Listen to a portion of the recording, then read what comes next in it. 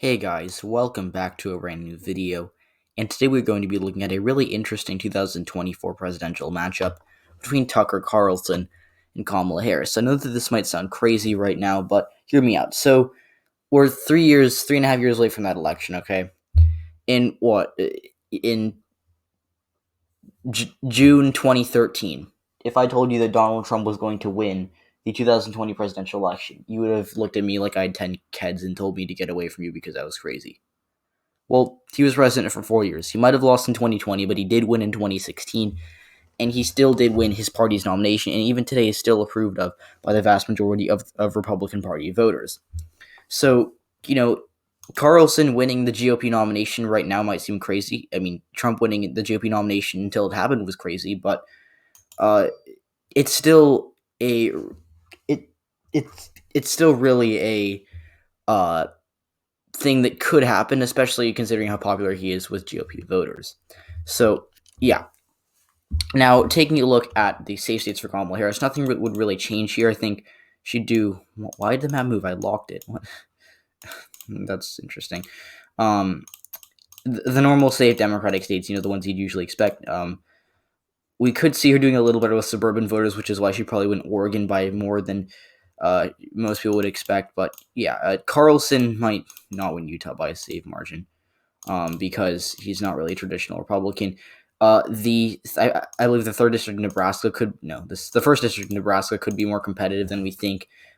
But I think that Trump won it by, I think, a safe margin. I mean, he won it by like 19 or 20, so I don't think it would narrow up too much for it to be likely. Oklahoma, Arkansas, Louisiana, Mississippi, Alabama, Tennessee, Kentucky, West Virginia, Indiana, Missouri barely. So yeah. Now to go over to our more competitive states, I think that Colorado will be safe for Harris. New Mexico is likely. I think Carlson wouldn't do as well with Hispanics as Trump did for a couple of reasons. One, Trump had a good Hispanic outreach program for his campaign. Carlson probably wouldn't have that. Second, Carlson just lacks the energy that Trump would have with these minority voters, and also Harris being the incumbent vice president helps her with Hispanics because Hispanics always vote more favorable to incumbents. I don't really know why, but they seem to do this. So New Mexico probably likely. Minnesota's likely at this point. There was talk about Minnesota. I actually made a mistake with Minnesota. I actually had Minnesota going to Biden by 4 or 5. He won it by 7, so I wasn't wrong. But I did say that it was going to be closer than it actually was. So I don't want to make the same mistake with the state that I made in the past. I'm just going to put it as lean. I think that the Minneapolis suburbs and just the area are just too much for Republicans to overcome. Now, going over to the state of Virginia, I think Harris would win it almost by a safe margin. The Nova suburbs are super Democratic, and Carlson would not be doing his party any favors there. New Hampshire likely, Maine likely, and yeah, I think it's more important we move on to our like the Carlson states. Though Alaska's another one where I think he'd do on par with Trump. He continued the Republican losses in the Anchorage area, which is important, especially considering the fact that Anchorage, I talked about this in my All But Alaska video. Nearly 3 out of every 7 Alaskans live in the Anchorage area or the city itself, I believe. So it's still important that Republicans hold on to the support they have in Anchorage, because the second they lose in Anchorage, Alaska goes blue. And, that might not seem like a lot in the Electoral College, but in the Senate, that's a terrible thing for Republicans. Utah is another one where it would be almost safe. It could very well be safe. I mean, people thought Utah was going to be closer than it actually was in 2020, but Utah's trending to the left, and Carlson does not really have the establishment support. He'd probably do worse than Trump with Mormons, and I think that Harris could get the endorsement from Evan McMullin or someone like that. So Utah likely, but still not really competitive. Kansas is another one where it's likely just because the suburbs shifting to the left. Kansas obviously a state that is trending to the left pretty quickly, but not going to flip anytime soon at the national level.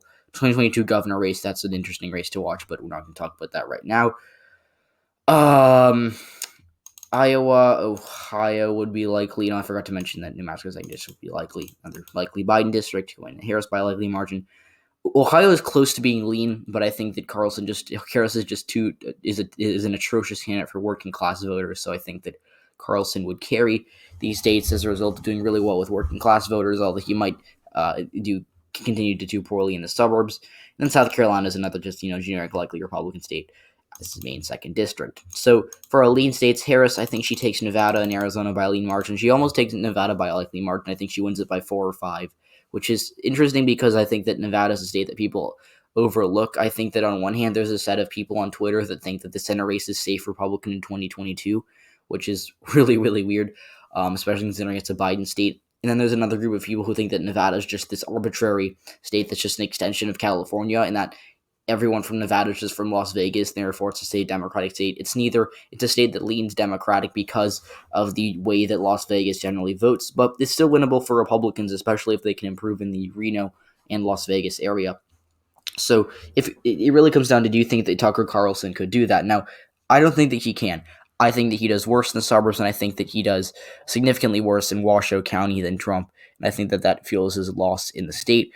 In Arizona, Carlson continues to lose, continues the Trump losses for Republicans with suburbanites, especially in Maricopa County.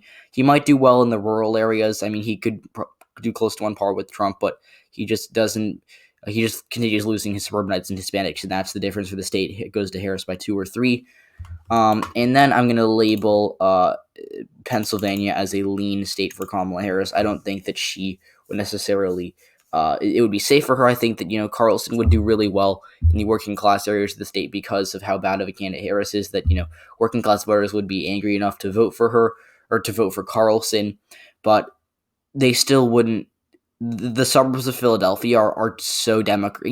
Like we talk about Chester County, Montgomery County, Bucks County. These aren't just small counties that are trending blue. These are big counties that Chester has 500,000 people. I think Montgomery and Bucks have 400,000 people. So that's that's basically 1.3 million people, give or take, that the Republican Party is losing a lot of these voters. And I think that people talk about how Pennsylvania is trending to the right. As long as the Republican Party keeps losing voters in the Philly suburbs, Pennsylvania is probably going to stay blue. So Harris probably wins Pennsylvania by a lean margin. She also wins Georgia, which is the tipping point state here. Actually, I think she wins Georgia more than Pennsylvania, so I think Pennsylvania, once again, is the tipping point. But Georgia, in all likelihood, would go for Kamala Harris. Just similar to Pennsylvania, Carlson could do well with working class voters in Georgia and with rural voters. But as long as Republicans continue shedding voters in the Atlanta suburbs, we talk about Gwinnett County, we talk about Cobb County, Henry County, even the more northern, more affluent parts of Fulton County, the Republicans are losing voters there, and as long as that continues to happen, they're not going to win Georgia, and that's going to happen for a very long time. They're also losing voters in their own, I think the largest county in Georgia that voted for Donald Trump was Cherokee County, which I think is home to 300,000 people. I could be wrong. Feel free to fact check me on this, but Trump won that county by I think 30 points. It was a 40-point Romney County. It was a 30-point Trump County, and Carlson probably narrowed to 20 or 25 because the exurbs are shifting away from Republicans. So for our lean Carlson states, he still probably does carry Texas by a lean margin. It's not really a state that I think Harris would try to win. There was talk about Joe Biden winning in 2020. I never really jumped on the Texas blue bandwagon, I guess, or the hype train, whatever you want to call it. But it is still a state that Democrats have featuring, just not in 2024 with this matchup, especially with Kamala Harris as their candidate. So, yeah. Now, for our Tilt D states, I'm going to finish the Rust Belt off. Wisconsin's really close. I think Carlson could easily take Wisconsin. But I think that he just do so bad in the WOW counties, that being the Madison exurbs, that are pretty big. The WOW counties are basically the Republican Party's largest source of votes. It's a key part of why Ron Johnson is a senator from Wisconsin. It's a key part of why Trump won state in 2016, even if he had worse, margins that were worse than Romney there. Carlson would just do so bad there. He might even, some of them might even be below 10 points. Or actually, I think that, I'm forgetting the name of them. I think it might be Washington County was a 12-point Trump county. He could make that county like a 4 or 5-point Carlson County, and that would be terrible for the GOP. But the other thing about Wisconsin is that Trump still did very well with working class voters and lost the state. Unless you're telling me that Carlson does exponentially better with the working class voters than Trump, I don't think he wins Wisconsin. And I think for that reason he loses the state. Michigan, we see a similar thing. Unless Carlson can do a lot better, which is really unlikely, than Trump with working class voters, he loses the state. Although it does narrow up a little bit because of the fact that the rural areas of the state would be still pretty Republican, and I don't see Harris getting good turnout from Wayne County, especially from the Detroit part of the county. Detroit is a city that's really shedding population. The whole state of Michigan shedding population, but Detroit County is another one where we see we have a lot of black voters leaving the state, and that's hurts Democrats in the state. So I think, and that being said, Harris is also a pretty bad candidate for minorities, and I think that she would do worse in Wayne County than Joe Biden. So that's why the state narrows up a little bit, but still stays with the Democratic Party. Now in Florida, I think this is a tilt Republican state. Carlson doesn't really have great appeal to Hispanics, like I said earlier, and Harris would have the incumbency advantage, but it's still not really a state that I think the Democrats have a future of winning, especially because the Florida Democratic Party is a mess and they do not know how to win elections. And I think any race where the Democrats are not advantaged, they're going to lose Florida. And I don't think Harris has a clear advantage there, and she loses Florida. And then North Carolina, this state just narrowly stays red. I could see flipping to Kamala Harris. It could absolutely flip, but I don't see her doing well enough with minorities in the Raleigh, Charlotte, or in those areas to do to flip the state. So this is my election prediction for a match probably not going to happen. Tucker Carlson loses to Kamala Harris by a pretty close margin. Harris probably wins the popular vote, like similar margin as Trump Biden, 51-47, maybe 50-46, because there could be a bit more third party voters this time around. But yeah, that's it for this video, guys. I hope you enjoyed. If you did, please leave a like, subscribe to the channel if you haven't already. I'll see you all in the next one.